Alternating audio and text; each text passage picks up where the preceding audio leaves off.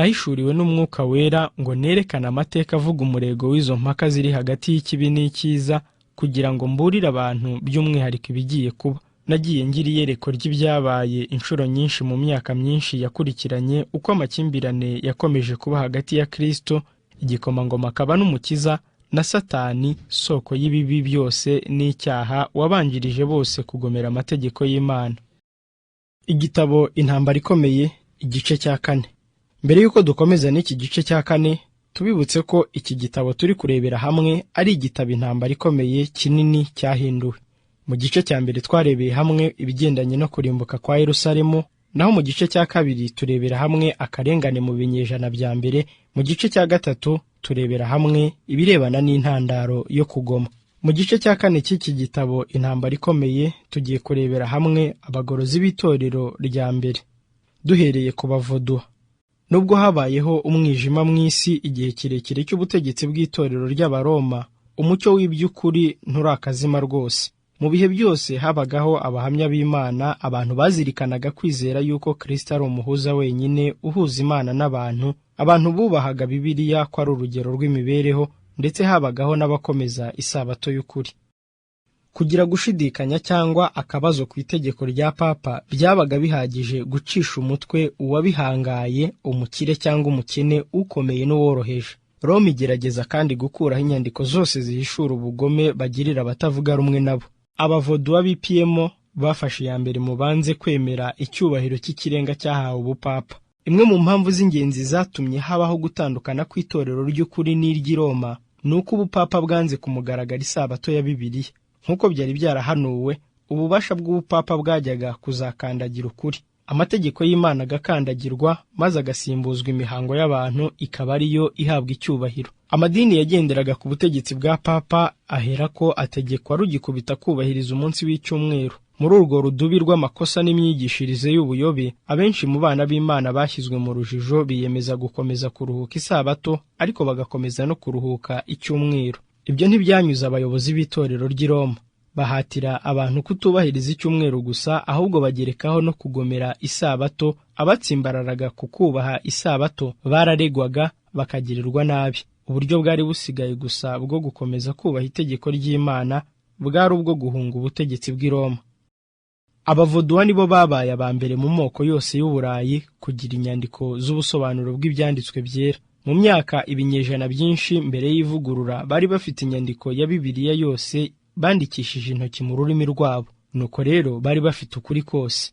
Ibyo bituma bangwa, bagirirwa nabi. Bahamyaga ko itorero ry'i Roma ari ryo Babuloni y'ubuhakanyi ivugwa n'Ibyahishuwe. Bajyanaga abana babo mu mpinga z'iyo misozi bakabigisha ko Imana itajya ihinduka kandi ko ijambo ryayo rihoraho nk'uko iyo misozi itimuka.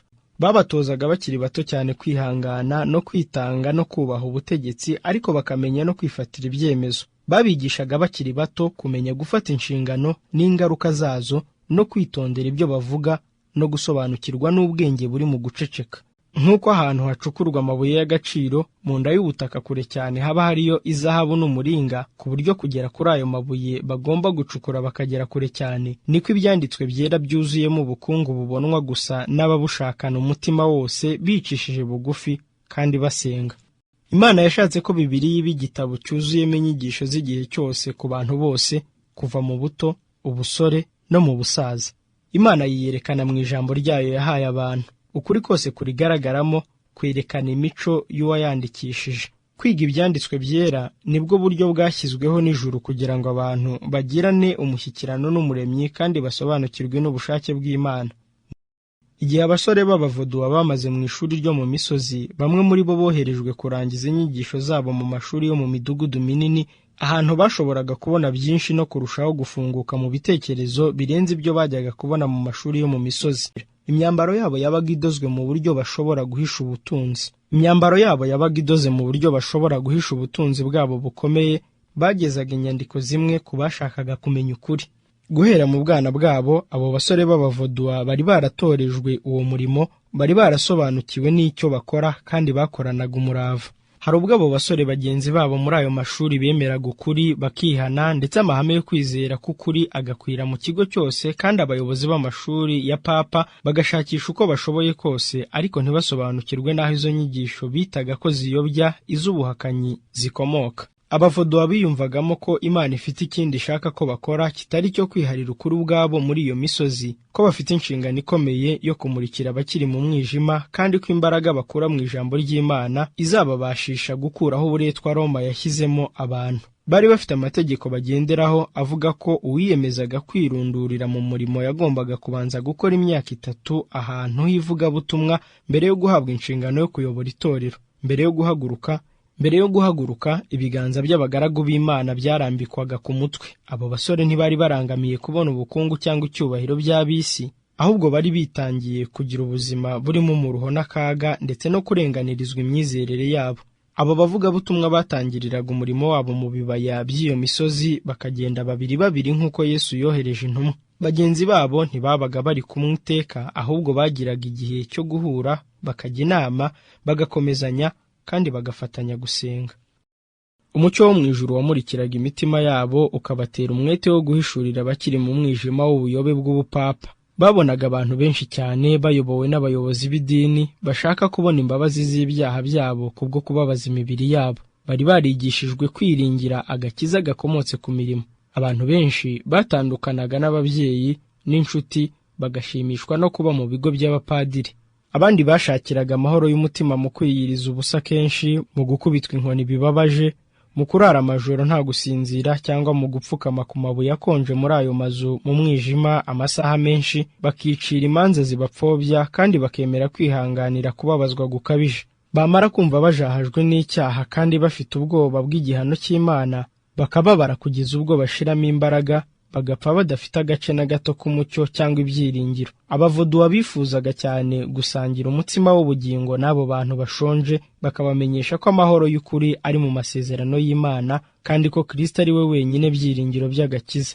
Iryo tegeko rya papa ryararikiraga abayoboke be bose guhagurukira kurwanya abanyuranyije nabo, kandi kugira ngo abacengezemo icyo gikorwa cyo kuvusha amaraso, atanga imbabazi ku cyaha cyose gikorewe itorero, akura mu bihano abemera bose gufatanya nabo kubw'ibyaha bari barakoze, yemerera abantu amasambu bari baranyaze bagenzi babo mu buryo butemewe n'amategeko, kandi abasezeranira imbabazi zisesuye ku byaha byabo byo kwica utemera imyizerere yabo. Akuraho amasezerano y'uburyo bwose yaba yaragiranywe n'abavoduwa, kandi ategeka ababakorera bose kubavaho, abuza umuntu uwo ari we wese kugira icyo abafasha, kandi ashora abantu mu bwambuzi bw'ibyo batunze byose. Nguko uko ukuboko k'umugizi wa nabi w'icyo gihe kwarwanije abantu bari abahinzi b'abanyamahoro, bitungiwe n'amaboko yabo, bashyirwa mu maboko y'ababacuza utwabo, babakorera ibyamfura mbi no kubica.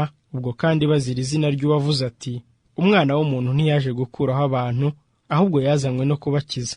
Wa mutima warangwaga mu Bayuda bica Yesu, umutima watumye bica intumwa, umutima watumye Nero arwanya abakristo mu gihe cye, niwo mutima ab'iki gihe bafite nanone, kugira ngo bamareho abakunzwe n'Imana. Nguko uko abavoduwa barwaniriye ukuri mbere y'umwaduko wa Luteri.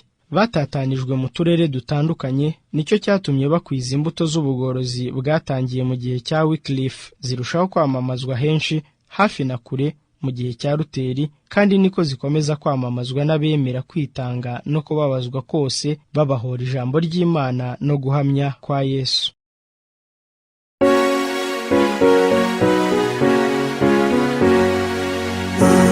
Uhoraho nyobora kuko ndi umugenzi mu butayu, ndi umunyantege nke ariko wowe uri umunyambaraga. Mutsima wo mw'ijuru